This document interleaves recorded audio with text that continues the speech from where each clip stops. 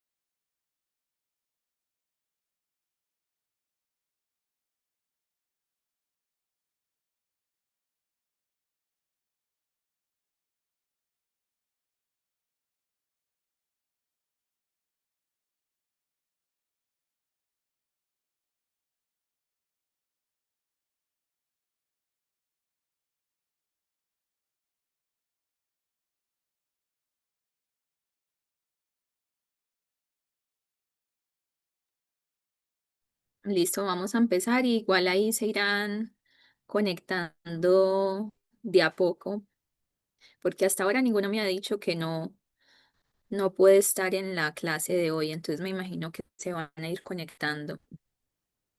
qué raro, ¿no? ¿Se habrán olvidado por el fin de semana largo?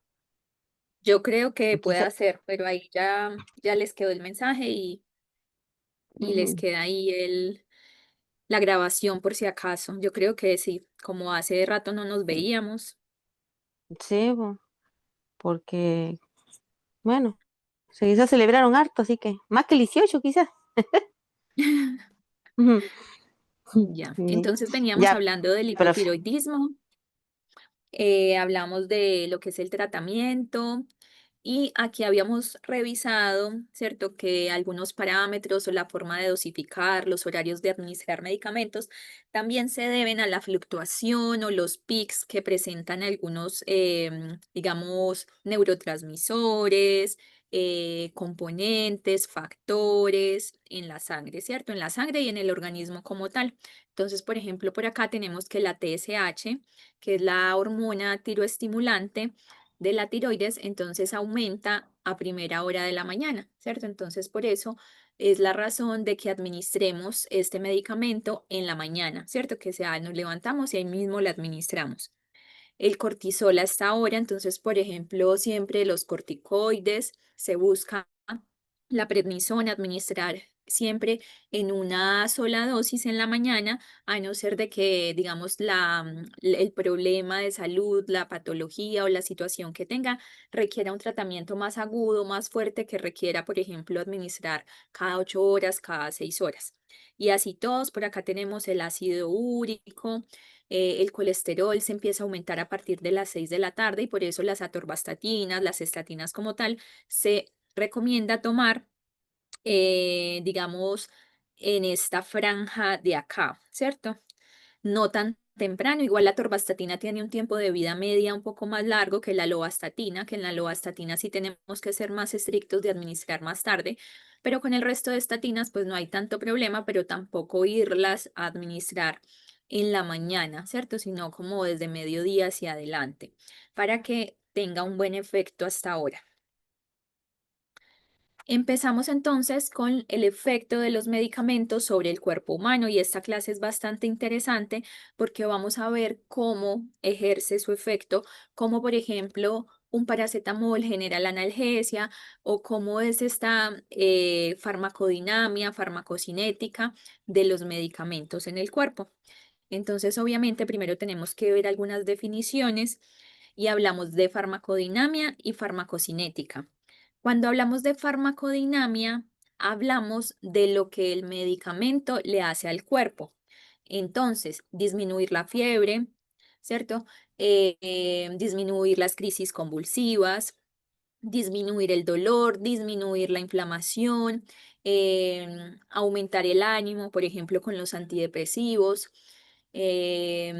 disminuir la ansiedad con los ansiolíticos, ¿cierto? Eso es lo que el fármaco le hace al cuerpo. Entonces, la farmacodinamia es una rama que se encuentra inmersa en la farmacología que estudia las acciones y los efectos de los medicamentos, ¿cierto? Entonces, habla de esa interacción que hay a nivel molecular, a nivel de células y las consecuencias de esta interacción, porque que se nos quite el dolor, que se nos quite la inflamación, que se nos disminuyan las crisis convulsivas, es porque ese fármaco llega a nuestro organismo, se absorbe, pasa al torrente sanguíneo, pero va dirigido hacia un receptor, hacia una molécula diana, en donde va a ser su efecto farmacológico.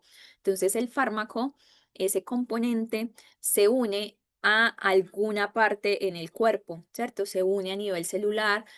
Con unas células específicas, por ejemplo, si actúa a nivel hepático, entonces a los hepatocitos, que son las células del hígado, si son, por ejemplo, a nivel intestinal, se va a unir a los enterocitos, a receptores que hay en la membrana de los enterocitos, ¿cierto? Recordemos que en las membranas de la célula tenemos receptores, ¿cierto? Y esos receptores son los que reciben a los fármacos y los que le ayudan a ejercer ese efecto particular.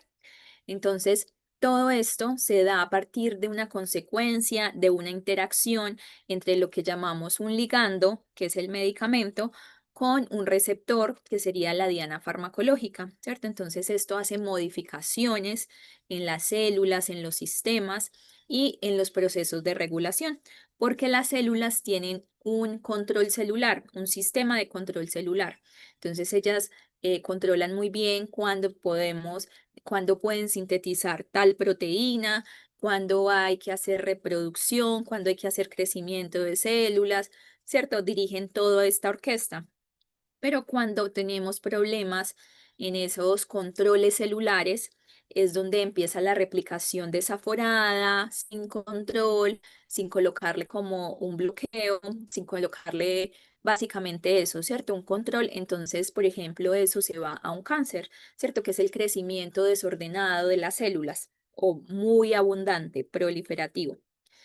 Hablamos de ligando, entonces un ligando puede ser dos cosas, ¿cierto? Puede ser exógeno, o sea, que viene de afuera del cuerpo, o puede ser endógeno, que está al interior del cuerpo.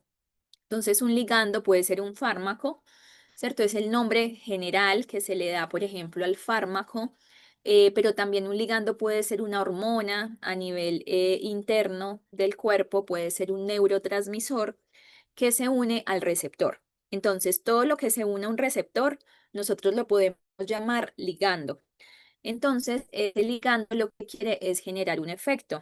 Ese efecto puede ser bloquear, como los antihistamínicos que bloquean los receptores de histamina, pueden incrementar el efecto, pueden reducir la actividad, ¿ya? O simplemente bloquearla, ¿cierto?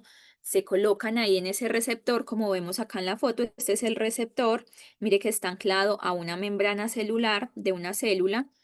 Y aquí tenemos entonces esos receptores y a ellos se une una molécula.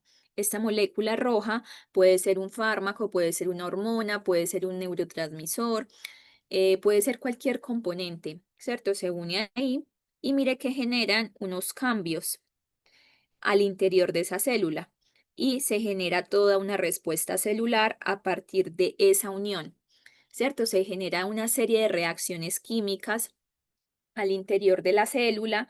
Esto genera una serie de órdenes en donde, por ejemplo, se busca disminuir la fiebre o, por ejemplo, disminuir la inflamación, etcétera, etcétera, ¿cierto? Entonces todo pasa a nivel molecular, pero los efectos se ven a nivel macro, ¿cierto? Porque nosotros somos los que percibimos esos cambios, ¿cierto? Ese alivio del dolor, esa mejoría, por ejemplo, con un antiepiléptico, un anticonvulsivante, con un medicamento antidepresivo también.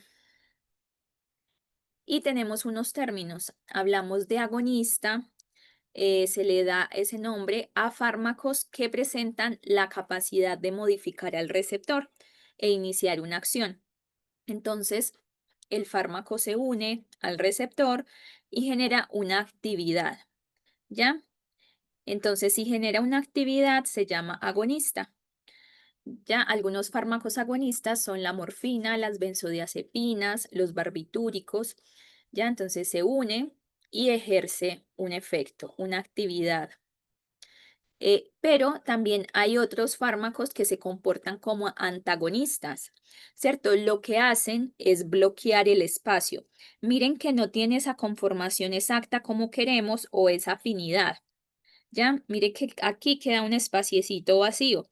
Ellos lo único que hacen es venir a bloquear, ¿cierto? Se ubican ahí y no dejan que otras, digamos, ligandos endógenos del cuerpo, hormonas, compuestos, sustancias, se unan a ese receptor para generar un efecto. Entonces se bloquea ese efecto, ya no pasa, porque un efecto general, este es el efecto antes del fármaco, de cualquier tipo de fármaco, y aquí la sustancia natural, el ligando, que puede ser una hormona, por ejemplo, la hormona de la tiroides, se va a ir a unir a su receptor para ejercer el efecto, ¿ya? Pero si yo, por ejemplo, no estoy produciendo la suficiente cantidad de fármaco que pasa en las personas con hipotiroidismo, entonces administramos el medicamento que hace un efecto similar o igual o parecido a ese ligando endógeno, a esa hormona tiroidea, se une y genera ese mismo efecto o lo potencia, ¿cierto? Porque hacen los fármacos incluso más afines al receptor que el mismo medicamento.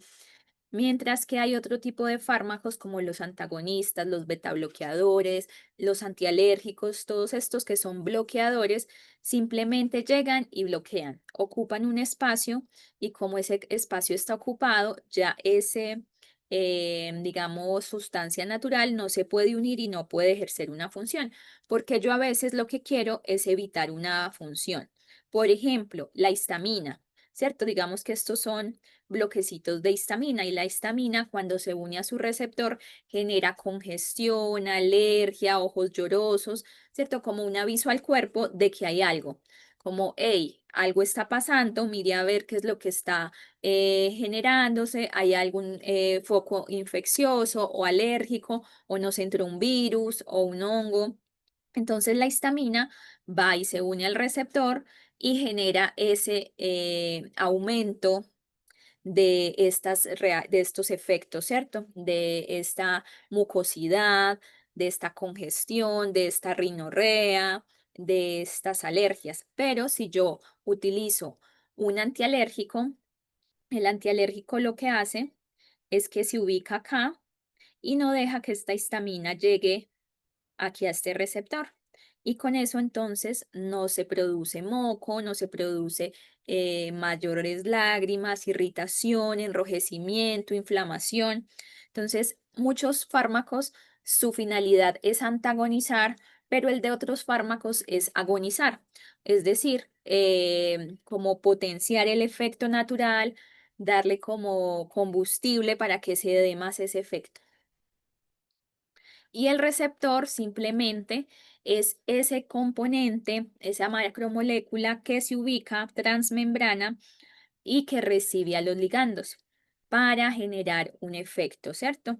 Entonces los receptores pueden desencadenar varios tipos de respuestas funcionales, pueden generar cambios en el flujo de iones, em, pueden cambiar la actividad de enzimas o la producción y la estructura de proteínas. Entonces hay varios tipos de receptores.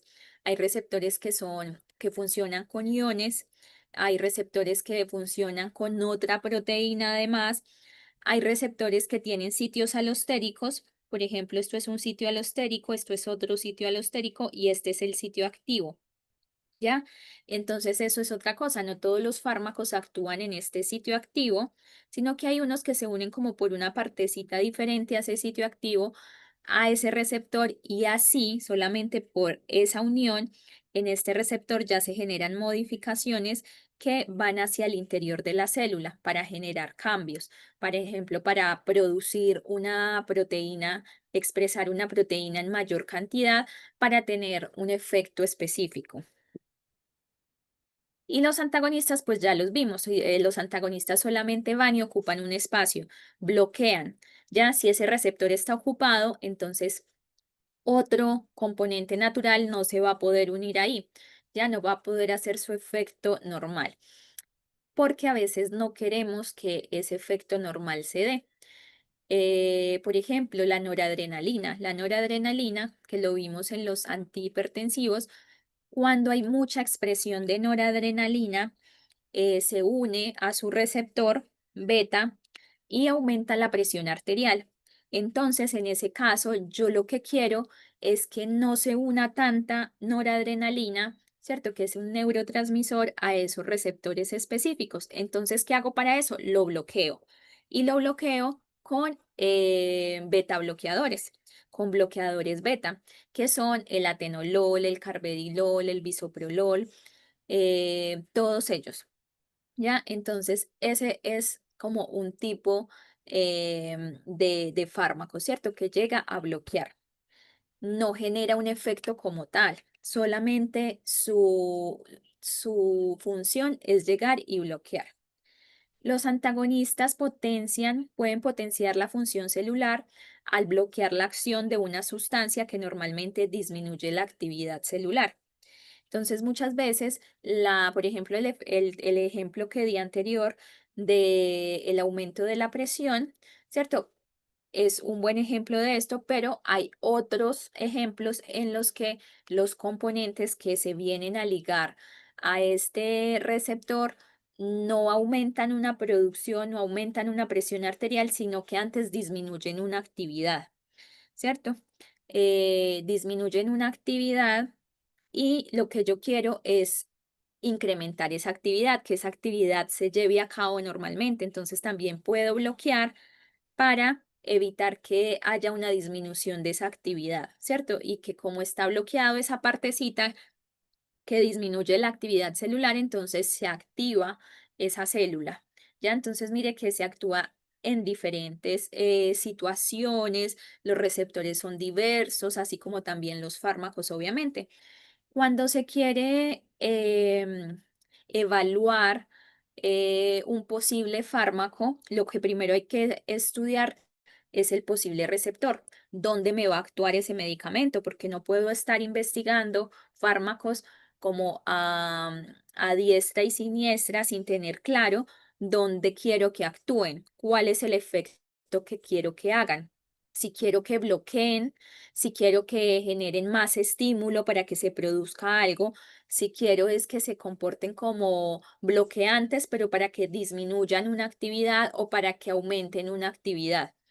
Entonces, siempre se estudia primero la diana farmacológica, ¿cierto? La diana farmacológica es cualquier lugar en el cuerpo en donde yo quiero que actúe un fármaco o donde actúa un fármaco. Entonces, una diana farmacológica puede ser una enzima, puede ser una proteína, puede ser un receptor, ¿ya? El lugar en donde actúa el fármaco se llama diana farmacológica. Entonces, este es un ejemplo de los antagonistas. Los antagonistas, mire que acá viene la dopamina, que es un neurotransmisor, viene en una vesícula, recordemos que este es el terminal del axón, aquí vienen los neurotransmisores en vesícula, recordemos que, por ejemplo, los neurotransmisores más clásicos son la serotonina, la noradrenalina, la dopamina, ¿cierto? Son como los tres que más conocemos. Y ellos vienen así en vesículas, llegan a esta parte de acá y son expulsados. Entonces acá tenemos dopamina libre, pero en los antipsicóticos, ¿qué pasa cuando se generan estas situaciones de psicosis, esta sintomatología, por ejemplo, en los esquizofrénicos? em, entonces hay una digamos, hiperactividad. Ya, entonces yo quiero que esa actividad no sea tan alta, ¿cierto? Que no haya tanta psicosis ni alucinación. Entonces lo que yo tengo que hacer es que no se dé esa transmisión de ese impulso nervioso, porque ese impulso nervioso me está llevando a que se genere más psicosis, más alucinaciones, más delirio, ¿cierto? Entonces yo bloqueo estos receptores, ¿ya? Con los antipsicóticos, quetiapina, risperidona, olanzapina. Entonces yo vengo y los bloqueo para que no se transmita ese efecto. Pasa lo mismo con, por ejemplo, los ansiolíticos. La ansiedad es una sobreestimulación, ¿cierto? Tenemos un sistema sobreestimulado en donde contiguamente siempre hay estas neurotransmisores que están bombardeando a la neurona siguiente. Entonces yo quiero pausar un poco eso, ya yo quiero disminuir, yo quiero calmar. Entonces también hago lo mismo, ¿cierto? Puedo bloquear o por algunos otros efectos también se disminuye esa sobreexcitación. Los antagonistas de receptores se pueden dividir en dos categorías. Hay unos que son reversibles y otros que son irreversibles. Entonces los reversibles llegan y se anclan a su receptor y no lo abandonan nunca, ¿cierto? Entonces se pegan a ese receptor y mueren con el receptor, o sea, hasta las últimas consecuencias. Mientras que hay otros que son irreversibles, con el tiempo el fármaco llega, se une a ese receptor y con el tiempo se vuelve a desligar, se va al hígado, se metaboliza y se elimina. Em, entonces ahí tenemos también, digamos, esas diferencias, porque los que son antagonistas irreversibles, lo que hacen, perdón, yo creo que lo dije al contrario, los antagonistas irreversibles son los que se ligan fuertemente con enlaces químicos muy fuertes, se unen a ese receptor y no se despega, ¿cierto? Nunca, nunca se despega. Se va cuando se muere ese receptor, ¿ya? Porque como en todas las células, digamos que todo el tiempo se están generando muerte de algunas organelas, de algunos componentes y se vuelven a crear otras. Entonces los receptores también tienen un ciclo de vida. Entonces, los antagonistas, los medicamentos que se comportan como antagonistas irreversibles, se unen fuertemente y no se quedan ahí para siempre. Mientras que los reversibles, que es la mayoría, ocupan el espacio, ¿cierto? Bloquean el efecto y con el tiempo se van, ya se van hacia el hígado. Entonces, un ejemplo claro de antagonistas, que ya igual lo mencioné anteriormente, son los antihistamínicos, ¿cierto? Todos los antihistamínicos, la cetiricina, la desloratadina, la levocetiricina, ya que se une al receptor de esa histamina e inhibe los efectos generados por la histamina, ¿cierto? Que es el enrojecimiento, esa irritación, esa rinorrea, ese lagrimeo, esa congestión, ese aumento de mucosidad, ¿cierto? Porque el cuerpo genera esta mucosidad como tratando de sacar algo. Genera esa tos o esa estornudos tratando de expulsar algo. pero nosotros ya sabemos que hay alguna situación y queremos disminuir toda esa sintomatología. Lo que hago es evitar que esa histamina se una a su receptor y genere todos estos efectos. ¿Cómo lo hago? Con estos antihistamínicos. Ellos van y compiten con esa histamina por el receptor, ya para bloquearlo. Y si ese receptor está ocupado por la fexofenadina o la levocetiricina o la desloratadina, entonces ahí no va a llegar nunca la histamina. Entonces así funcionan estos tipos, estos antagonistas.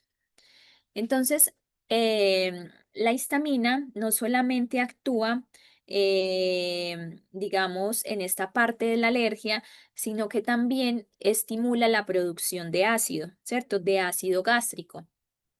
Los fármacos que bloquean el receptor H2, porque los de la alergia son el H1, ¿cierto? Y, o sea que son histaminérgicos uno, receptores de histamina uno y receptores de histamina 2. Entonces acá lo que hacen es que bloquean estos fármacos la producción de ácido. ¿Ya? Entonces también llegan y bloquean ese receptor para que no se dé este aumento de la acidez. Y este es un efecto que, por ejemplo, tiene la famotidina, la ranitidina, la cimetidina, que permiten aliviar los síntomas de la enfermedad del reflujo gastroesofágico. Es por eso, porque al bloquear estos receptores, evitan que se estimule esa producción de ácido, de ese ácido gástrico. Y lo que les contaba, la diana farmacológica puede ser cualquier lugar en donde llega a actuar un fármaco, ¿cierto? Puede ser una enzima, que generalmente las enzimas son proteínas que catalizan reacciones, ¿cierto? Que aceleran reacciones. Un sustrato cualquiera, puede ser un metabolito, puede ser una proteína, una proteína son muchas, hay unos tipos de proteína que son enzimas, pero existen muchos tipos de proteínas, los receptores, canales iónicos, transportador de proteínas, el mismo DNA, porque hay fármacos que actúan, entran a la célula incluso y pasan incluso la membrana del núcleo y llegan a actuar directamente en el material genético. También hay fármacos que actúan sobre el RNA o sobre el RNA mensajero, sobre los ribosomas. Entonces, cualquier lugar, estructura, en donde llegue a actuar el fármaco, le vamos a denominar diana farmacológica. ¿Cierto? Todas estas estructuras que son capaces de ser modificadas por una molécula tipo fármaco. ¿Ya? Entonces, todo a donde llega a actuar el fármaco es una diana. Eh, y hay tipos de interacción. Yo les contaba, por acá hablábamos, por ejemplo, de los puntitos rojos que se pegan. Mire que se pegan muy bien a su receptor. Aquí tenemos este que se pega de esta manera. Aquí este, mira que no se ancla, no interacciona de la mejor manera, pero bloquea, hace su efecto. Aquí tenemos entonces los tipos de interacción, ¿cierto? Hay, para que se dé un efecto, ese fármaco tiene que interactuar muy bien con su receptor y la afinidad entre ellos dos se espera que sea mayor a la del receptor con la sustancia que yo quiero bloquear, por ejemplo, ¿cierto? Entonces, esa interacción va a depender de dos cosas: de la afinidad que haya entre ese fármaco y ese receptor y la actividad intrínseca. Entonces, ¿qué es la afinidad? Es la capacidad de unión del fármaco al receptor.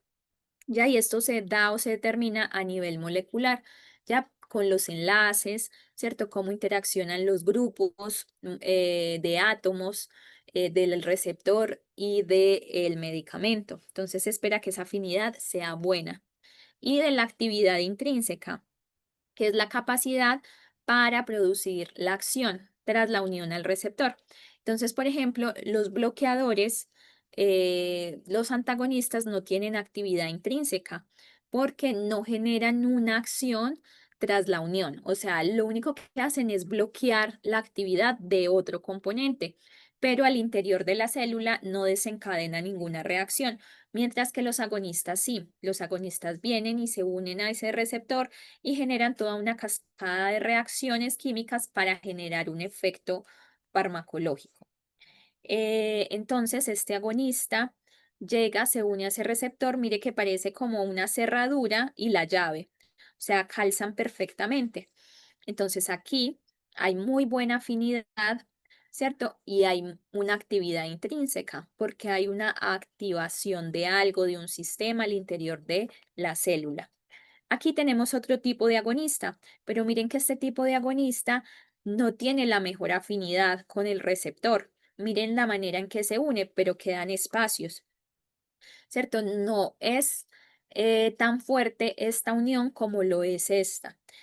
Este es un antagonista, solamente llega a ocupar ese espacio para que otra sustancia no venga a hacer efecto sobre este receptor, esta diana farmacológica. Y miren que finalmente no hay un efecto, ¿cierto? No hay una acción, no hay un efecto por parte del medicamento. Aquí arriba sí. Entonces, por eso, esa acción va a depender de qué tan afín sea ese fármaco con ese receptor. Cuando hablamos de acción farmacológica, hablamos del cambio concreto que provoca el fármaco, ¿cierto? Entonces, acá, por ejemplo, recordemos un poco el efecto que tiene la sertralina. La sertralina viene en vesícula, este es el mismo, la neurona presináptica, este es el terminal de la acción, donde se almacenan los diferentes neurotransmisores. Ya, entonces tenemos neurotransmisor de serotonina, de dopamina, de acetilcolina, de noradrenalina, etcétera, ¿cierto? En diferentes vesículas. Entonces el cuerpo las va liberando, esto va quedando en este espacio em, sináptico. Y aquí miren que tenemos los receptores. Hay diferentes receptores porque hay receptores de acetilcolina, este azulito, hay receptores de serotonina, estos moraditos, hay receptores de dopamina.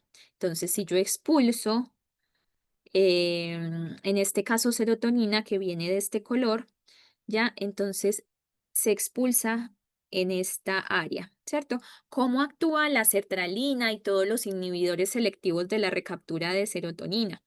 Ellos lo que hacen, ellos no actúan por acá, ellos actúan acá. Esta es una sertralina.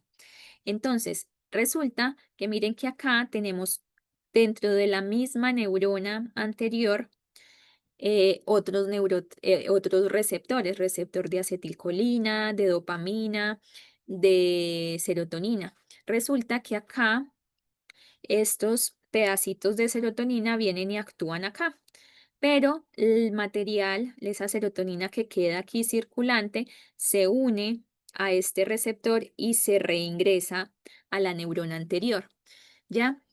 Entonces queda menos cantidad de serotonina para que siga hacia las siguientes neuronas. Se disminuye en cierto grado esa excitación de serotonina. Y recordemos que la serotonina es la hormona de la felicidad. Entonces yo quiero que esa hormona, perdón, en ese neurotransmisor esté mucho en este espacio para que siga hacia adelante, no que sea recaptado nuevamente. Entonces, lo que hace la sertralina es que viene y bloquea este receptor y así de ese modo, entonces esa serotonina no se devuelve hacia la neurona anterior, sino que sigue hacia adelante. ¿Ya? Sigue hacia adelante, hacia la siguiente neurona. Entonces yo favorezco que haya esa serotonina en este espacio para que siga la transmisión normal. Entonces, esa acción farmacológica es ese efecto que se genera a nivel molecular, pero el efecto farmacológico ya es la manifestación clínica, física de esa acción farmacológica. Entonces, en el caso de la sertralina, sí, muy bien, hace todo este efecto, ¿cierto? Se une acá, bloquea, entonces la serotonina no se devuelve y está aquí permanente para bombardear las neuronas siguientes, pero eso se desencadena finalmente, con el tiempo, en mejorar el estado de ánimo, en que la persona pueda conciliar el sueño, en que la persona pueda estar más tranquila, con menos ansiedad, que tenga un mayor equilibrio emocional y que sea capaz de gestionar sus emociones de mejor manera. Entonces, ese es el efecto que tiene, por ejemplo, la sertralina. El efecto es lo que nosotros vemos, ¿cierto? Esa disminución de la fiebre, esa disminución del dolor, esa coagulación, esa que ya no, digamos, no nos genera, por ejemplo, riesgo de un taponamiento o disminución del colesterol, ¿cierto? Que se ve expresado, por ejemplo, en la disminución del colesterol, del LDL, aumento del HDL, ¿cierto? Como toda esa sintomatología que vemos, ¿cierto? Que desaparece con el fármaco. Cuando hablamos potencia, de la potencia es la cantidad de fármaco requerida para un efecto. Entonces, potencia es la cantidad, la concentración del medicamento que se requiere para ejercer un efecto farmacológico. Entonces, acá tenemos que el ketorolaco solo necesita 10 miligramos para generar un efecto analgésico, mientras que el ketoprofeno necesita 50 miligramos, 200 miligramos, el ibuprofeno necesita 400 miligramos, el diclofenaco 50, 100 miligramos para generar un efecto analgésico antiinflamatorio. Y eso me dice que el ketorolaco es un medicamento más potente, ¿cierto? Tiene mayor potencia porque se necesita de menos concentración para hacer un efecto. ¿Cierto? Para hacer en este caso un efecto analgésico o antiinflamatorio. Y esta comparación queda muy fácil hacerla con los opioides o con los medicamentos analgésicos en general. Tenemos opioides débiles como el tramadol, como la codeína, la hidrocodona. Tenemos el opioide de referencia que es la morfina. Ya, entonces, la morfina obviamente es más potente que el tramadol, ¿cierto? Es más potente que la codeína, es más potente que la hidrocodona. Pero si comparamos la morfina con, por ejemplo, buprenorfina o el fentanilo, tenemos que el fentanilo es 100 veces más potente que la morfina. Entonces, para yo hacer un efecto digamos, si quiero tener un efecto como en la potencia del fentanilo, tengo que utilizar demasiada cantidad de morfina. Entonces, no conviene, porque cuando yo aumento las concentraciones de un fármaco, también aumento la probabilidad de reacciones adversas. La tolerancia, ¿cierto? La tolerancia igual ya la vimos en el primer módulo, cuando estábamos hablando de los psicotrópicos y los estupefacientes, pero la tolerancia es la pérdida del efecto, ¿cierto? Tras la administración de la dosis repetida, es como si el receptor se acostumbrara. Y la tolerancia es entonces necesitar cada vez más dosis de un medicamento para tener el mismo efecto inicial. Por ejemplo, si yo inicialmente reducía dos escalas, 2 puntos en la escala de dolor con 10 miligramos de oxicodona, y ahora necesito 40 miligramos para hacer ese mismo efecto, después de que llevo utilizando la oxicodona 6 meses, por ejemplo. Claro, el cuerpo empieza a necesitar dosis cada vez mayores para rebajar esas mismas 2 puntos en la escala de analgesia.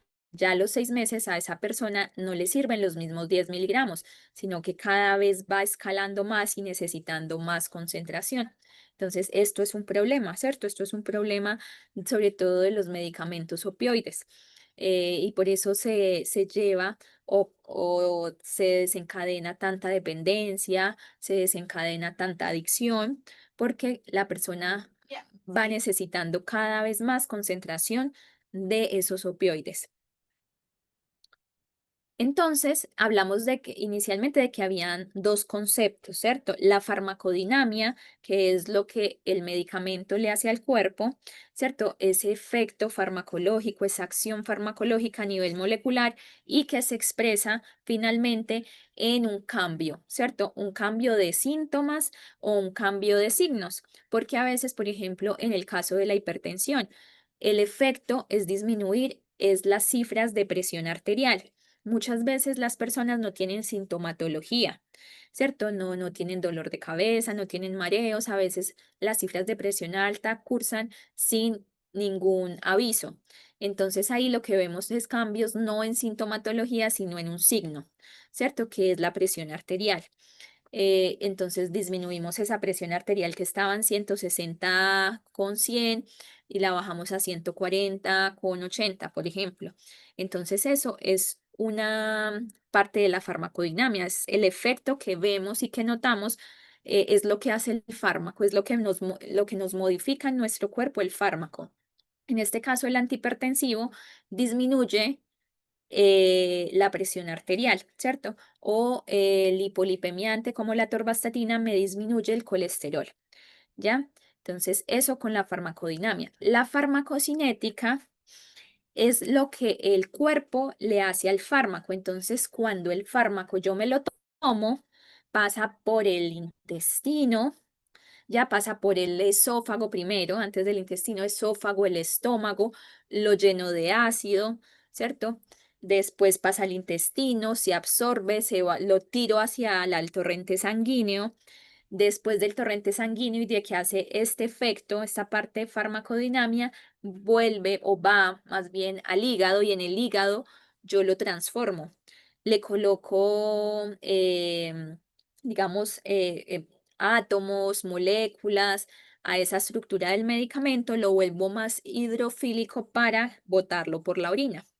¿Ya? Entonces, todo lo que yo le hago al fármaco dentro de mi organismo habla de farmacocinética. Entonces, es muy fácil aprender el término de farmacocinética con la palabra LATME, ¿cierto? Que es la liberación, la absorción, la distribución, aquí faltó la D de distribución, M de metabolismo y la E de excreción, ¿cierto? Porque cuando un fármaco llega a mi cuerpo, yo primero que tengo que hacerlo, liberarlo de esa forma farmacéutica, ¿cierto? Yo tengo que disgregar esos excipientes, dejar, digamos, ese principio activo. Recordemos que el medicamento es la composición de excipientes y el principio activo. Lo que me hace el efecto es el principio activo. Entonces yo tengo que sacarlo se tiene que salir de esa cápsula, se tiene que desintegrar de ese comprimido, tiene que quedar disponible en el intestino para que se absorba. Ya, entonces, ese es el punto de liberación. Y para liberarlo, eso se da con ácidos, con jugos gástricos, con cambios en el pH, ¿cierto? Después, yo tengo que absorber ese fármaco. Entonces, yo lo absorbo a través de los enterocitos y pasan a circulación. Ya, entonces, eso se llama distribución, que es la D. Yo lo distribuyo por todo mi cuerpo porque el ibuprofeno que yo me tomo no va a decir, ah, no, es que vaya ahí hasta el dedo del pie, que es donde tiene una uña encarnada para que mejore la inflamación, para que disminuya la inflamación. No, los fármacos son muy buenos, pero no son tan inteligentes. El ibuprofeno se va a distribuir en el torrente sanguíneo en todas partes del cuerpo, pero se va a unir solamente en los receptores que son propios del ibuprofeno.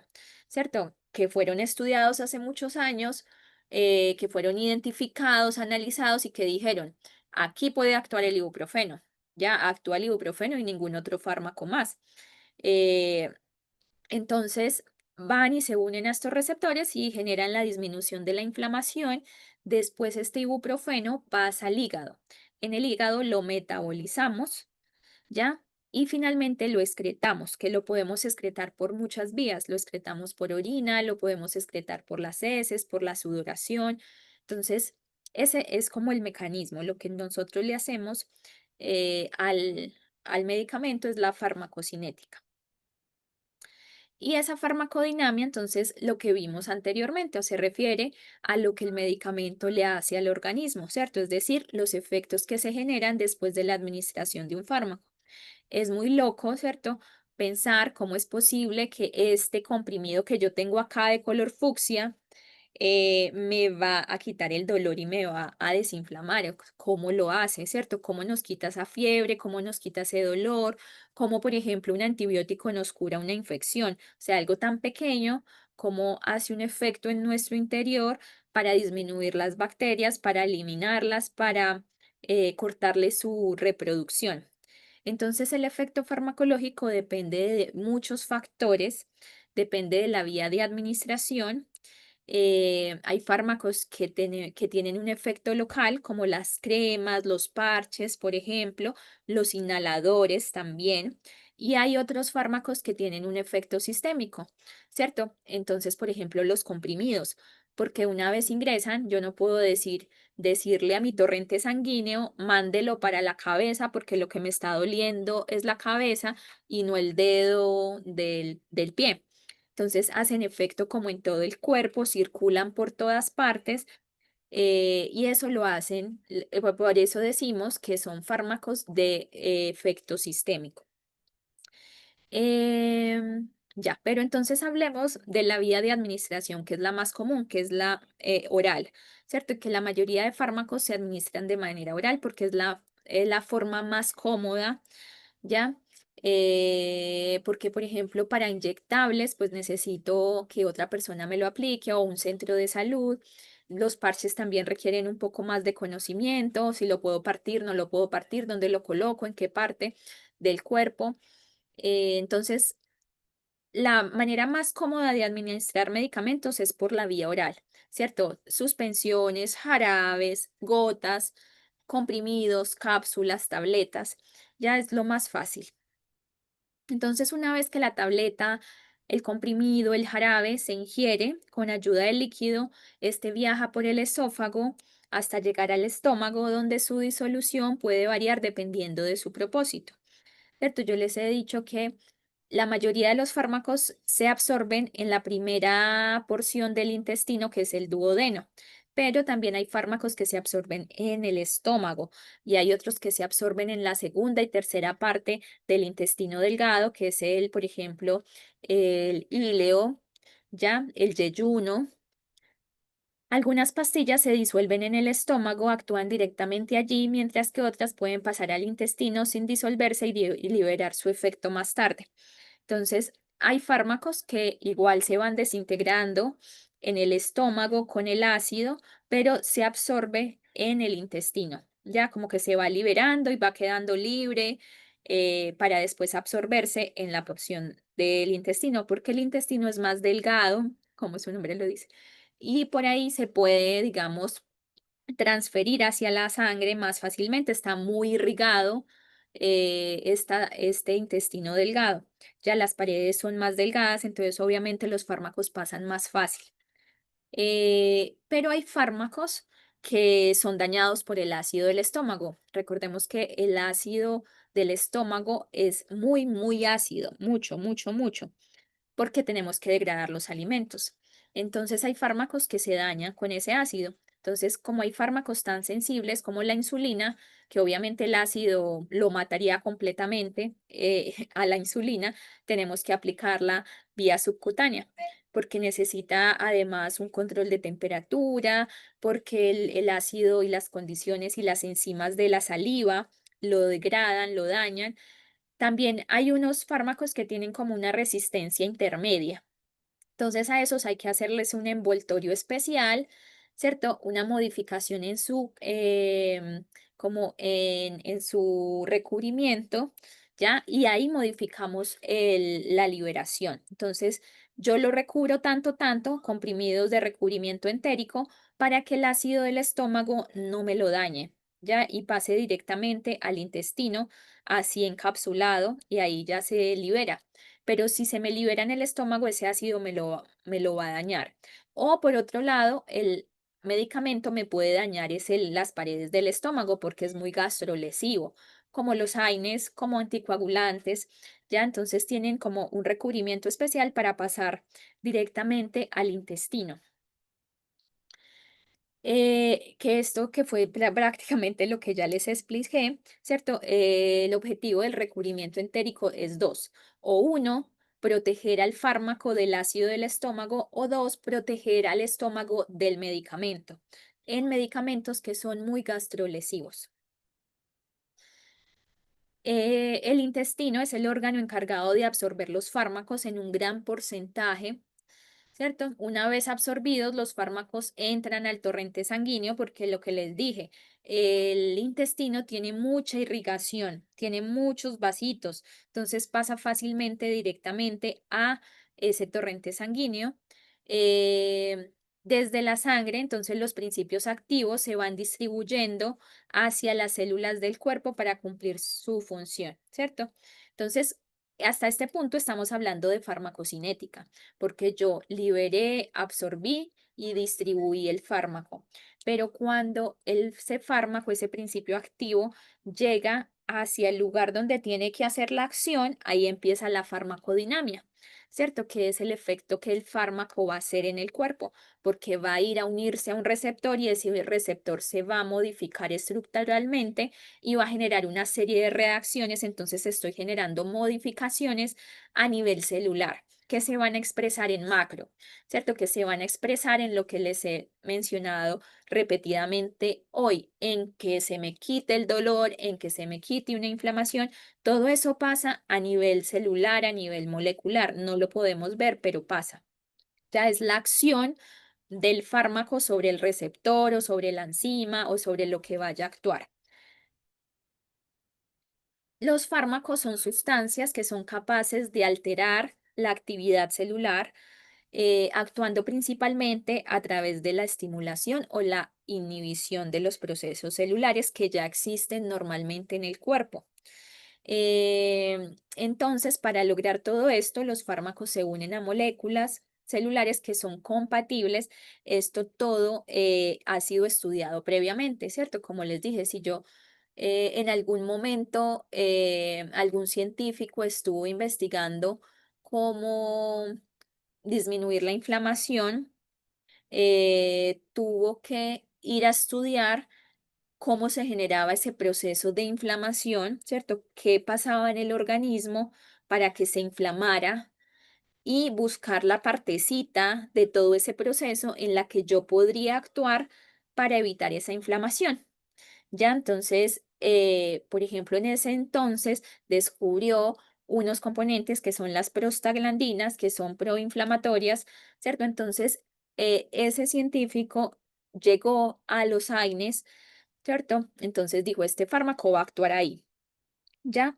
Formando enlaces, porque hizo estudios computacionales o si en ese tiempo no había computacionales en animales, ¿ya? Y prediciendo muchas veces qué era lo que estaba pasando de acuerdo a los resultados que se van dando, si hacían una cosa o si hacían otra.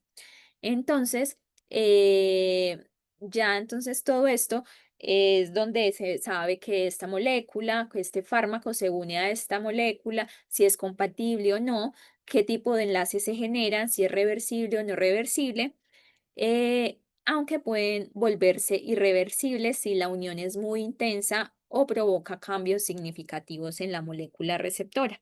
Entonces, inicialmente pueden unirse, pero con el tiempo se fortalece mucho ese enlace entre ese fármaco y ese receptor y se vuelve digamos, una interacción irreversible, que es la que yo les digo. Ese fármaco desaparece cuando, ese principio activo desaparece cuando desaparece el receptor. Listo, chicos, faltan, a ver, sí, como 5 minutos para el break. Entonces, no sé si alguien tiene alguna pregunta, alguna duda. No, profesora, está claro. Estoy entendiendo, hasta el momento estoy entendiendo bien lo que está explicando. Está explicando Listo. pasito a pasito. Sí, la idea es que Ujú, entiendan muy bien. Esa parte a mí me parece muy buena. De, ujú, después del break vamos a ver un video para que ustedes ya sí. lo que no les quedó claro ahí seguramente les va a quedar claro porque esta chica también lo explica muy bien. Ujú. Entonces, bueno, por ahí veo a Francisca, a Elizabeth, a Nicole, que nos adicionaron a la clase en el transcurso.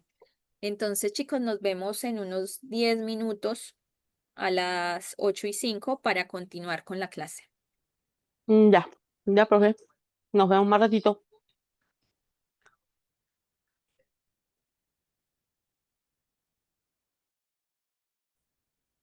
Mm, mm, mm.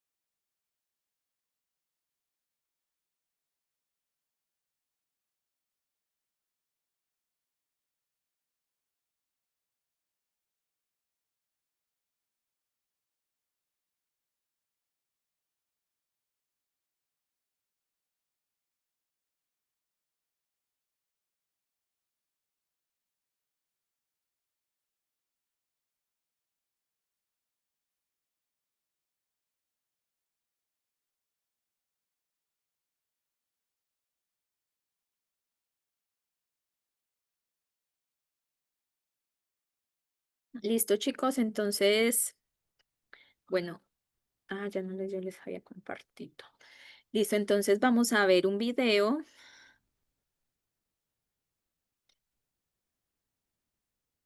de cómo actúan los medicamentos.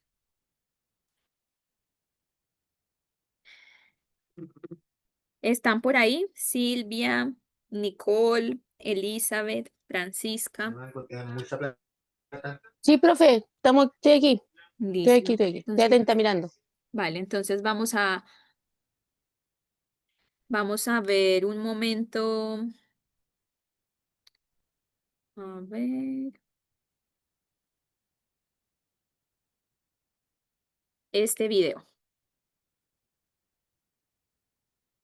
Yo no sé si os acordáis en el vídeo del sistema linfático que comenté que se me hacía raro como que tuviésemos esa red de vasos y órganos por el cuerpo y que aún así fueran como súper poco conocidos. Pues con los fármacos me pasa algo parecido, o sea, forman parte indispensable de nuestras vidas también, pero es como que la mayoría de la gente lo percibimos como algo que nos tomamos, produce un efecto y luego se pasa. ¿Pero qué significa que produce un efecto? O sea, ¿qué tecla toca un fármaco dentro del cuerpo para producir cosas tan increíbles como quitarte la fiebre o cambiarte el estado de ánimo? ¿Cómo puede una pastilla hacer todo eso y qué le hace nuestro cuerpo al fármaco para que al final siempre se acabe pasando ese efecto? Hoy en La Hiperactina hablamos del increíble y extenso mundo de los fármacos.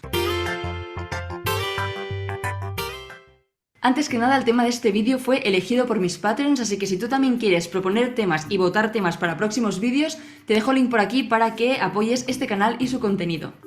A ver, lo primero es aclarar términos. Un fármaco es toda sustancia química que al entrar en nuestro cuerpo interacciona con algo dentro de él y eso produce un efecto, ya sea beneficioso o tóxico. O sea, un fármaco es esto y es esto también. Lo que pasa es que dentro de lo que son los fármacos solemos diferenciar varias cosas. Por ejemplo, cuando un fármaco lo utilizamos para prevenir, diagnosticar o tratar enfermedades, lo llamamos medicamento. Mientras que un fármaco que produce un efecto dañino en nuestro organismo lo llamamos tóxico, como por ejemplo los metales pesados que pueden encontrarse en el agua o en algunos alimentos, la contaminación atmosférica que respiramos o toxinas que encontramos en la naturaleza, como por ejemplo la cicuta, la planta con la que condenaron a Sócrates a morir, o la toxina del fugo, que es como un pez que me parece increíble porque tiene un aspecto súper tonto y a la vez es como capaz de matarte, ¿sabes? También están las drogas, que son fármacos que alteran la actividad de nuestras neuronas, que se suelen tomar con fines recreativos debido a sus efectos y que además tienen el potencial de volver adicta a la persona que las consume. También te digo que estas definiciones varían un poco dependiendo del libro que consultes y que además en español solemos usar como sinónimos fármaco y medicamento, por lo que bueno, es para que tengas un poco una idea. Bueno, ya sea una droga, un tóxico, un medicamento, lo que sea, el viaje que se pega un fármaco desde que entra en nuestro cuerpo hasta que nuestro cuerpo lo coge y lo echa hacia afuera es una pasada. Todo empieza con la entrada del fármaco a nuestro cuerpo, que además puede ser de muchas formas distintas. Por ejemplo, aunque existen otras, las típicas formas de administrar un medicamento son la vía oral, en la que tú te tragas pues, una pastilla o un jarabe, la vía respiratoria, o sea, por inhalación, o la vía intravenosa, o sea, por una inyección. Y esto te puede parecer una tontería, pero te aseguro que la vía en la que se administra un fármaco es clave para cosas como si produce efecto más inmediato o más tardío, o por ejemplo, si se absorbe en mayor o menor medida. Por ejemplo, la vía oral es la forma más cómoda de administrar un fármaco, pero a la vez es de las que más tardan porque el fármaco se tiene que absorber en el estómago o el intestino y eso pues lleva un tiempo. Mientras que la vía intravenosa es más engorrosa y requiere de personal sanitario que esté preparado para hacer la inyección, pero a su vez el efecto es más inmediato porque el fármaco pasa directamente a la sangre. Y esto es lo que te interesa porque una vez el fármaco se absorbe y pasa al torrente sanguíneo, lo utilizará para distribuirse por todos los tejidos del cuerpo hasta encontrar su diana. Vale, hemos dicho que si los fármacos producen un efecto es porque entran en nuestro cuerpo y alteran algo dentro de él. Pues esa molécula dentro de nuestro cuerpo sobre la que actúa un fármaco para producir su efecto es lo que llamamos molécula diana. Por ejemplo, los antibióticos matan a las bacterias, ¿no? Vale, pues algunos antibióticos como la penicilina bloquean unas proteínas de las bacterias que utilizan para formar la pared celular que las recubre y las protege. Cuando el antibiótico se une a estas proteínas y las inhibe, la bacteria se queda sin poder renovar su pared celular y finalmente muere. O sea, la diana de estos antibióticos son estas proteínas de la bacteria. De hecho, estoy segura de que la palabra diana la habéis escuchado muchas veces en los medios cuando se habla de nuevas dianas terapéuticas para tratar una enfermedad. Es decir, cuando por ejemplo se descubre una proteína que está involucrada en la formación de una célula cancerosa o en la replicación de un virus, te puede interesar desarrollar un fármaco que inhiba esa proteína para evitar que un cáncer prolifere o que un virus se replique. Esa proteína va a ser la diana de tu fármaco. Así pues, las moléculas dianas sobre las que actúan los fármacos suelen ser proteínas, por ejemplo, enzimas, que son proteínas que intervienen en las reacciones químicas de la célula, o por ejemplo, los famosos receptores de membrana. Que es que tenía unas ganas de hablar de los receptores de membrana en este canal increíbles porque los hemos mencionado de forma indirecta en un montón de vídeos y son súper clave para entender muchas cosas en biomedicina. Los receptores de membrana son básicamente proteínas que están en la membrana de las células, o sea, en su superficie, y que cuando una molécula del entorno se une a ellos y los activa, estos producen una respuesta hacia el interior de la célula, por ejemplo, activando o inhibiendo un determinado gen o proteína. Existen muchísimos receptores distintos para un montón de moléculas, o sea, una célula, por ejemplo, del hígado va a tener un conjunto de receptores distintos que una célula del corazón, lo cual nos viene bien si queremos que un fármaco actúe en un sitio determinado y no en otros. Estas moléculas que se unen a los receptores son lo que llamamos ligandos. Es decir, los ligandos son moléculas como por ejemplo pues fármacos, proteínas, hormonas que encajan a la perfección con sus receptores igual que una llave encaja con su cerradura. Y cuando lo hacen pueden o bien activarlos produciendo una respuesta o bien bloquearlos como veremos más adelante. Y este sistema de receptores y ligandos es clave en biomedicina porque es la forma en la que las células se comunican entre ellas y con su entorno. Por ejemplo, cuando se produce una infección en nuestro cuerpo, nuestras células inmunitarias tienen que comunicarse constantemente las unas con las otras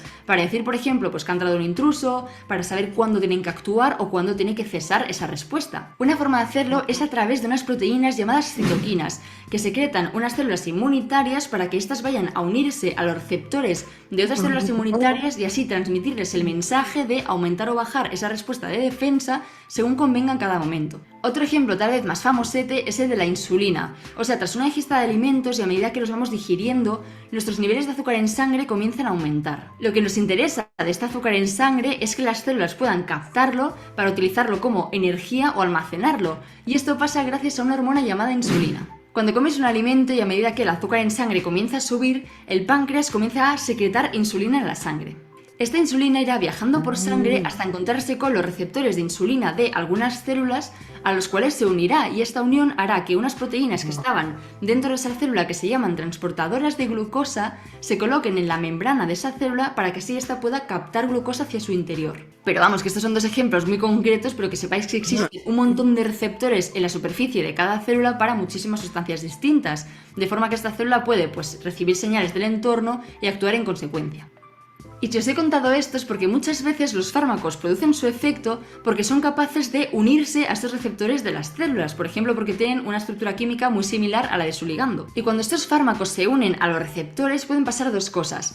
O bien se unen a ellos y los activan produciendo una respuesta en la célula, o bien se unen a ellos y los bloquean, impidiendo así que el ligando original pueda unirse a su receptor. Es como si, por ejemplo, en un cine pues tú te sientas en el asiento de una persona y esa persona va ahí y ya no puede sentarse. Pues lo mismo. Esto es lo que en realidad llamamos agonistas cuando se unen al receptor y lo activan, y antagonistas cuando se unen y lo bloquean. Por ejemplo, los famosos antihistamínicos son antagonistas del receptor de la histamina.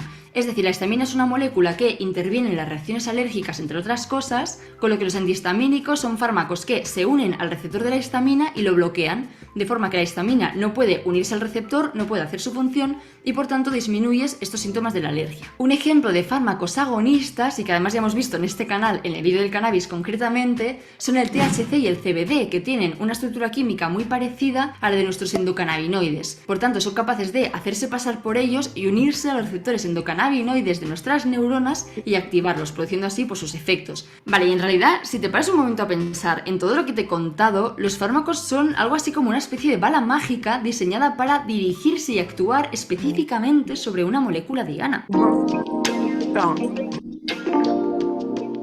O sea, cuando diseñamos un fármaco queremos que este sea lo más específico posible para su molécula diana, porque así evitamos que este actúe sobre otras cosas y reducimos los efectos secundarios. Y por muy moderno que suene esto, la idea de la bala mágica no es algo nuevo, sino que surgió con el médico alemán Paul Ehrlich a principios del siglo XX, ya que este imaginaba los fármacos ideales como una especie de bala mágica capaces de dirigirse y destruir a microorganismos concretos que causaban una enfermedad, pero sin hacer daño a las células del paciente. Ehrlich en realidad vivió en una época en la que la sífilis no solo afectaba afectaba a un montón de personas, sino que era tratada con inyecciones y ungüentos de mercurio que eran pues considerablemente tóxicos. Por suerte, Ehrlich encontró su bala mágica contra la sífilis al desarrollar la arsfenamina, que era un compuesto derivado del arsénico que era capaz de matar a la bacteria que causaba la infección. Hoy en día el concepto de un fármaco dirigido contra una molécula puede parecernos de verdad como algo súper obvio, pero el tratamiento de enfermedades no siempre fue así. La farmacología durante mucho tiempo actuó dando un poco palos de ciego, o sea, tú sabías que tenías algún ungüento o una planta triturada que causaba pues algún efecto en el paciente o le aliviaba algunos síntomas, pero tú no sabías ni qué sustancia actuaba ni exactamente con qué mecanismo lo hacía. Ehrlich, que quería ir más allá de la farmacología tradicional, acuñó el término quimioterapia como la búsqueda de sustancias químicas que tuvieran una acción específica sobre las infecciones que estaba estudiando, lo cual estableció un poco la base de la farmacología tal y como la conocemos hoy en día, que está constantemente buscando nuevas sustancias para tratar todo tipo de enfermedades. En realidad, hablando un poco de esta evolución de la farmacología, cabe decir que a lo largo de los años los fármacos se han ido volviendo cada vez más complejos y más sofisticados. De hecho, los medicamentos que nos tomamos hoy en día no son una sola sustancia química, sino un conjunto de ellas. O sea, dentro de lo que es un fármaco, esa sustancia química final, esa bala mágica, que es la que va a interactuar en última instancia con la molécula diana, es lo que llamamos principio activo. Si cogéis un medicamento que tengáis por casa y leéis el prospecto, vais a ver que este tiene pues el principio activo que causa su efecto, pero además suele venir acompañado de otras sustancias, como por ejemplo pues lubricantes para que ese fármaco sea más fácil de tragar, o sustancias que facilitan que se absorba, como la vitamina C que se añade a las cápsulas de hierro. Bueno, hasta ahora hemos pintado los fármacos como los protagonistas de esta historia, como esas balas mágicas capaces de entrar en nuestro cuerpo, interactuar con algo y hacer cosas tan increíbles como hacernos pasar una infección o cargarse una célula cancerosa. Pero nuestro cuerpo obviamente no se va a quedar sin hacer nada, porque si lo pensáis, un fármaco es una sustancia que entra de fuera, que empieza a tocar cosas ahí sin permiso, y evidentemente nuestro cuerpo iba a hacer algo para cogerle y echarle fuera. Y ese algo, ese arma que utilizará nuestro cuerpo para coger un fármaco, transformarlo y deshacerse de él, es lo que llamamos metabolismo. Por suerte, por mucho efecto que te pueda generar un fármaco, al final nuestro cuerpo se las apaña para echarle fuera, con lo que al final el fármaco deja de hacerte ese efecto. Y esto es así gracias a unas proteínas llamadas enzimas, que someten al fármaco a una serie de transformaciones químicas para modificar su estructura y que así sea más fácil de expulsar. Este conjunto de reacciones químicas que sufren los fármacos son lo que llamamos metabolismo de los fármacos. O sea, la famosa palabra metabolismo es en realidad ese conjunto de reacciones químicas que ocurren en nuestro cuerpo a todas horas para transformar, modificar, construir y deconstruir moléculas, solo que en este caso pues nos referimos al metabolismo de los fármacos concretamente. Tenemos enzimas en muchas partes del cuerpo, pero si tuviésemos que nombrar a la familia de enzimas más importante en el metabolismo de los fármacos, esta se encontraría en el hígado, como no, el órgano detoxificador por excelencia, que nos ayuda a metabolizar todo tipo de fármacos, ya sean drogas, medicamentos o whatever. Esta familia de fármacos reciben el nombre de citocromo P450 y son bastante guays porque básicamente modifican la estructura del fármaco, como he dicho, para que este sea más fácil de expulsar. El problema es que esta transformación no sale del todo gratis, ya que en el proceso se producen unas moléculas bastante jodidas para la célula y que ya hemos mencionado otras veces, llamadas especies reactivas de oxígeno, o ROS por sus siglas en inglés. Reactive Oxygen Species. Pues eso. Estas moléculas son tóxicas porque reaccionan con todo tipo de moléculas que se van encontrando por la célula, incluido el propio ADN, dañándolo y provocando mutaciones y roturas de la cadena. Estas moléculas además son las responsables de que algunos fármacos como el alcohol o el paracetamol sean especialmente dañinos para el hígado, ya que producen la formación de ROS. Bueno, aunque no a cualquier precio, la cosa es que después de estas transformaciones químicas el fármaco ya está listo para ser expulsado y tiene dos formas de hacerlo. O bien a través de la orina, que es la vía más común y también es el motivo por el que algunos test de drogas se realizan en orina porque se eliminan por ahí, o a través de las heces gracias a la bilis, que es un líquido verde que produce el hígado para llevar los fármacos hacia el intestino y que así sean expulsados por la caca. Bueno, sea el fármaco que sea, la verdad es que la aventura que se pega desde el momento en que se absorbe, pasa a la sangre, se distribuye por los tejidos, llega a la molécula diana, produce su efecto y el hígado le dice en plan, ven para acá, y lo metaboliza y lo echa hacia afuera, es todo un movidote. Y la gracia es que hablemos del fármaco que hablemos, esta aventura es bastante parecida, porque al final piensa que pueden haber muchos tipos de fármacos, pero que cuerpo solo hay uno y por tanto tienes las mismas herramientas para hacerles frente. Y este es el motivo también por el que muchos fármacos pueden interaccionar entre ellos, porque al final el cuerpo intenta metabolizarlos usando las mismas herramientas. Por ejemplo, hay algunos fármacos que, si se toman juntos, producen un efecto mucho mayor que la suma de ellos si se administrasen como por separado. Un ejemplo es el alcohol y los antihistamínicos, que como los dos producen un efecto sedante, tomártelos juntos puede darte una bajona considerable. Aún así es cierto que también existen diferencias entre individuos respecto a cómo respondemos delante de un fármaco, por ejemplo, dependiendo de la edad, del sexo o incluso de la genética. Si lo piensas, no todos respondemos igual ante el mismo fármaco y esto también es debido, por ejemplo, a los niveles de enzima que tenemos para metabolizarlos. Tener más o menos niveles de una enzima que metaboliza un fármaco en concreto va a hacer que toleres más o menos dosis de ese fármaco. Por ejemplo, la enzima principal encargada de metabolizar el alcohol es el alcohol deshidrogenasa. Pues hay gente que tiene más niveles de alcohol deshidrogenasa, lo cual hace que al tomar alcohol este le produzca efecto durante menos tiempo, o sea, lo metaboliza más rápido. Mientras que hay personas que al tener bajos niveles de esta enzima, pues el efecto les durará más tiempo y metabolizarán más lento el alcohol. Bueno, la verdad es que termino este vídeo dejándome un montón de cosas en el tintero, pero es que de verdad los fármacos es un tema ultra extenso y tampoco tenía sentido condensar tanta información en un vídeo. Mi objetivo con este vídeo no es solo que entendáis cómo funciona. Listo, ¿Mm? chicos. Por ahí hay Ujú. alguien con el micrófono abierto. ¿Mm? Silvia, ¿Yo? ya, listo. Entonces, eh, bueno, miren que ahí se toma se toca un tema bastante importante que son las especies reactivas de oxígeno.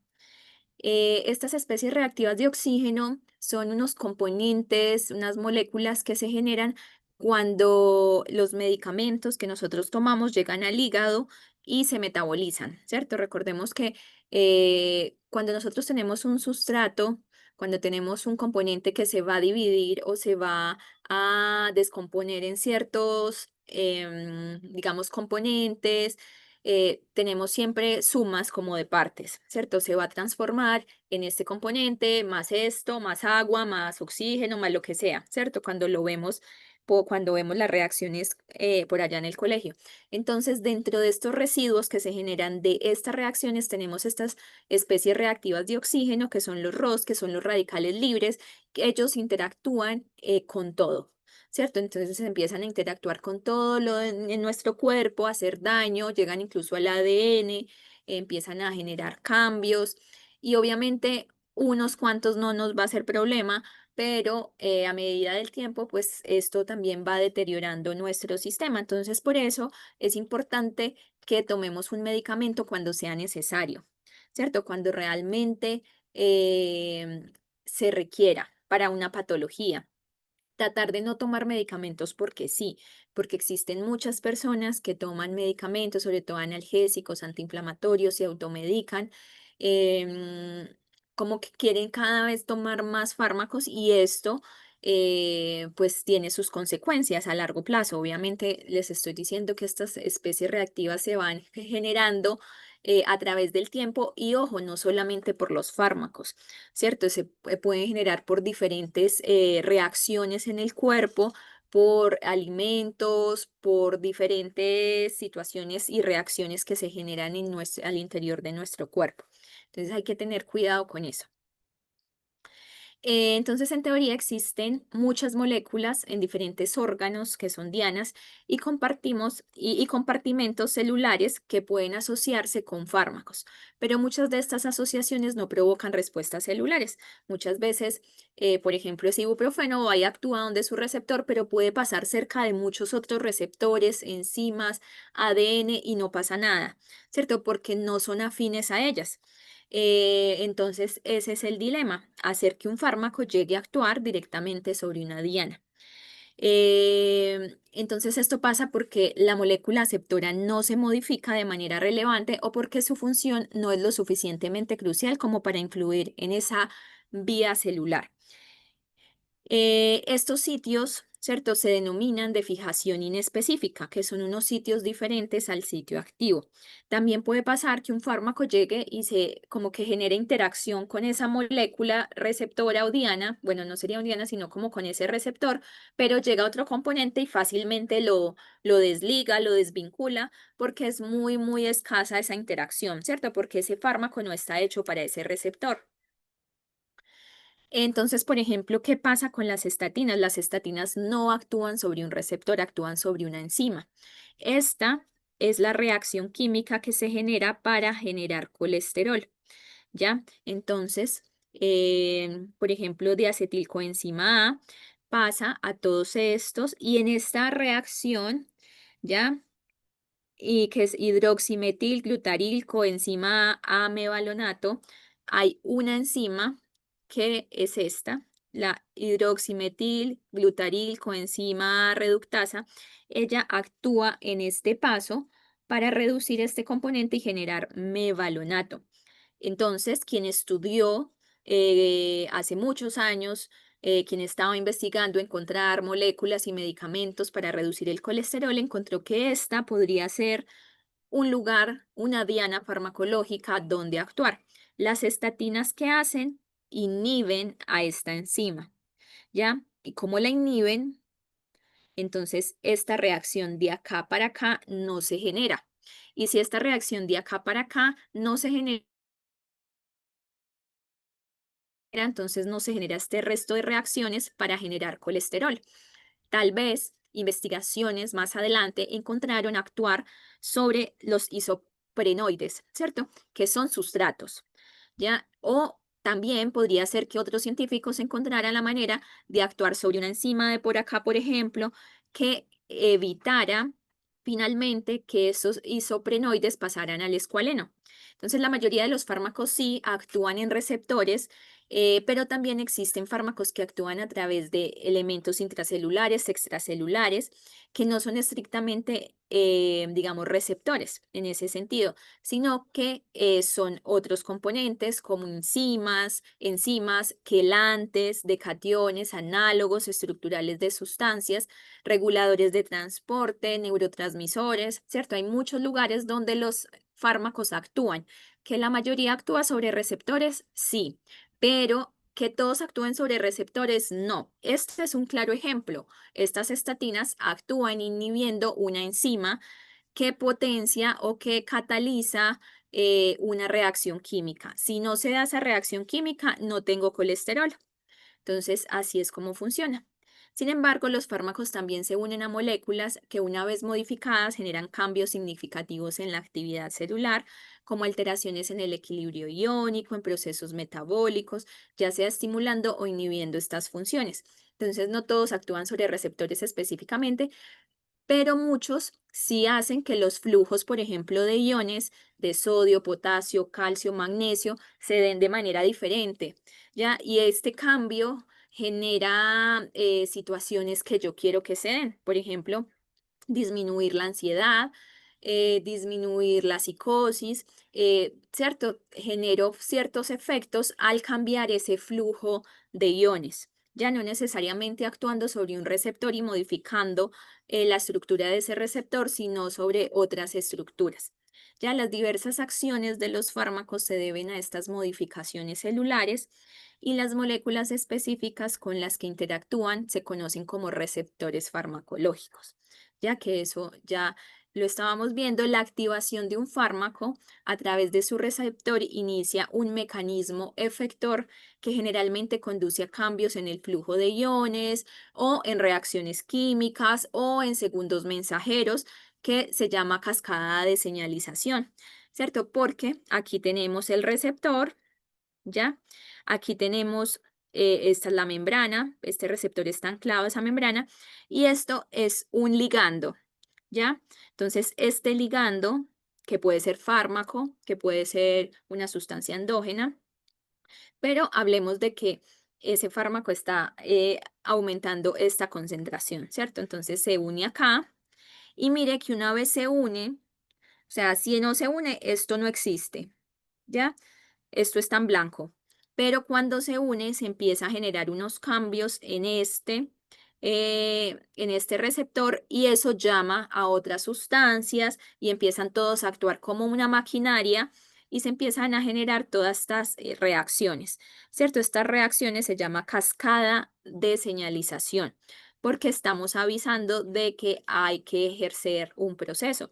Esta es la membrana nuclear, entonces incluso acá no estoy diciendo que el fármaco directamente pase al núcleo, aunque algunas veces sí, pero en este caso no. En este caso está promulgando o llevando a que otro componente haga este efecto o que señalice o que mande un mensajero a través de esa membrana nuclear y llegue a la fosforilación de otros factores de transcripción, para que se transcriba ciertos genes, ciertas proteínas para promover el crecimiento y la división celular, porque este fármaco es un factor de crecimiento epidérmico, ¿cierto? Yo quiero que haya un crecimiento, ¿cierto? En personas, digamos, con difícil crecimiento y miren todo lo que pasa después de que se une este medicamento a este receptor, una serie de reacciones químicas, ¿cierto? Segundos mensajeros que van y avisan al interior de la célula en el ADN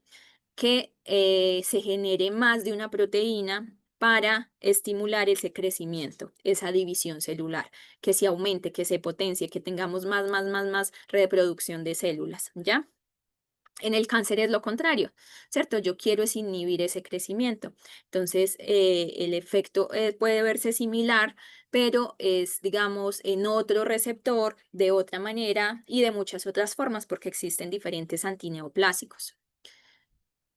Hablemos de algunos parámetros farmacodinámicos. Hablamos de concentración mínima efectiva y es esa concentración mínima de fármaco capaz de alcanzar su efecto terapéutico, ¿cierto? Entonces es la dosis mínima que yo requiero de un medicamento para que se empiece a ver un efecto. La concentración mínima tóxica es esa concentración mínima capaz de alcanzar un efecto tóxico. Entonces a esta concentración yo no quiero llegar. Existe un periodo de latencia que es el transcurrido desde el momento en que yo me tomo el medicamento, me lo coloco en la boca, hasta el momento en que se ve el efecto terapéutico. Y la duración del efecto es desde el momento en que yo empiezo a sentir que se está generando un cambio, un alivio del dolor, hasta el momento en que dejo de sentir ese efecto. Entonces, aquí hablamos de un margen terapéutico, de una ventana terapéutica, y esa es la diferencia entre la concentración mínima eficaz que yo necesito alcanzar, ¿cierto? Porque de nada me sirve tomar un medicamento que quede por debajo de esto, ¿cierto? Porque yo tengo que alcanzar esta mínima dosis, esta línea de acá, para empezar a sentir ese efecto. Pero no me puedo pasar de esta línea de acá, que es la dosis mínima tóxica, ¿cierto? Porque toda esta parte de acá es toxicidad. Entonces yo tengo que encontrar esa dosis como científico, como investigador, médico, químico farmacéutico, etcétera, etcétera, esa dosis del fármaco que me llega a sangre y se mantiene en esta concentración. ¿Cierto? Miren todo lo que hay que pensar. Si yo tengo el medicamento acá, no me va a hacer un efecto, ¿cierto? Me lo estoy tomando para nada. Está generando radicales libres. Pero si me lo tomo por acá, o sea, si me tomo una concentración tan alta, pues va a ser tóxico. Entonces, miren que igual hay que mantener, eso es a lo que se llama mantener un fármaco en rango terapéutico, ¿cierto? Que esté en esta ventana terapéutica, margen terapéutico.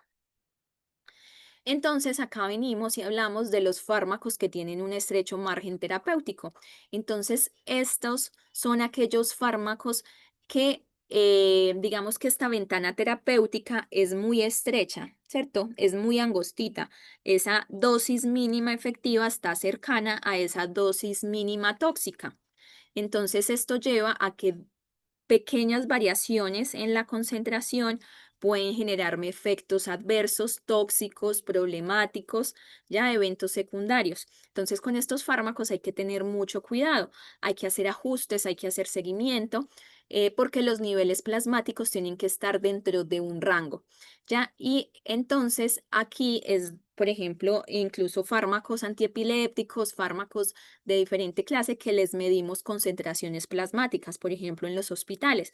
Cuando una persona está hospitalizada, por ejemplo, por alguna situación, por ejemplo, por convulsiones, crisis convulsivas, entonces se administran antiepilépticos y les seguimos las concentraciones en plasma.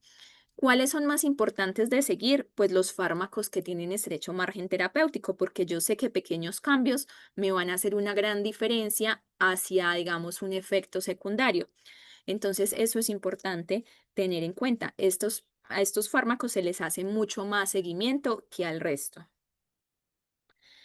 Entonces, acá tenemos lo que les decía, este es el momento en el que yo me coloco el medicamento en la boca y esto es un periodo de latencia, ¿ya? Mientras que yo me lo tomo hasta el momento en que se empieza a notar el efecto farmacológico, que es la dosis mínima efectiva. Y este tiempo, todo lo que llega al cuerpo sale, ¿cierto? Entonces, todo este momento es el tiempo de duración del efecto, porque cuando yo cruzo esta línea, que es la concentración mínima efectiva, de aquí para abajo, entonces el efecto ya no existe. Y mire la concentración mínima tóxica, entonces esto es ideal. Esto pasa con los fármacos, suben y se van, ya van al hígado y se empiezan a excretar. Y en este punto, entonces, por ejemplo, acá yo me tengo que tomar la siguiente dosis porque el tiempo de latencia es más o menos acá para que no se me quite ese efecto. Entonces, de eso depende de qué tan, em, tan alargada o tan corta sea esta curva, es que yo tengo que administrar el medicamento cada 6 horas o cada 8 horas o cada 12 horas o una vez al día, ¿ya? Pero nunca sobrepasando esta concentración tóxica, la mínima tóxica. Tengo que estar por encima de la mínima, pero sin pasar la mínima tóxica. De acuerdo con la recopilación de antecedentes científicos, entonces se ha obtenido la siguiente lista de moléculas que presentan un estrecho margen terapéutico, ¿cierto? Recordemos que la concentración mínima efectiva es muy cercana a la mínima tóxica. Entonces nos podemos intoxicar fácil con este tipo de fármacos, por eso se les hace más seguimiento, por eso se dosifican de la manera que se dosifica. Y aquí entra el acenocumarol, el ácido valproico, la carbamazepina, el carbonato de litio, la ciclosporina, la colchicina, la digoxina, la fenitoína, la quinina, el tacrolimus, la teofilina, la warfarina. Entonces aquí tenemos que tener cuidado y vigilar mucho más estos medicamentos. Listo, chicos. Preguntas, dudas, avisos, comentarios, experiencias, cualquier cosa para que hablen. No, Todo está está bien, claro. sí, experiencias que, bueno, por ejemplo, el tema de la acidez, también cómo hace el efecto el medicamento, porque, bueno, mi esposo sufre de acidez constantemente, entonces, bueno, a veces no toma medicamentos indicados, entonces aquí uno entiende mejor por el efecto, por la explicación, de mejor manera. Ya, listo, Ujú, sí. Y así con todo, ¿cierto? Porque igual es como sí, extraño esto tan pequeño, cómo me va a generar un efecto tan grande, pero sí. ujú, sí, sí, en Li- realidad. Listo, chicas. Yo les tomé la asistencia. Silvia, Nicole, Francisca, Elizabeth. La clase queda cargada mañana, antes de la clase. Y nos vemos entonces mañana. Nos vemos mañana a las 10 de la mañana. ¿Ya? Ya, Listo, que descansen de esta semana, ujú, que puedan ya. descansar bien hoy. Ya nos vemos mañana. Igualmente, profesor, descanse también. Chao, Chao. chao, chao.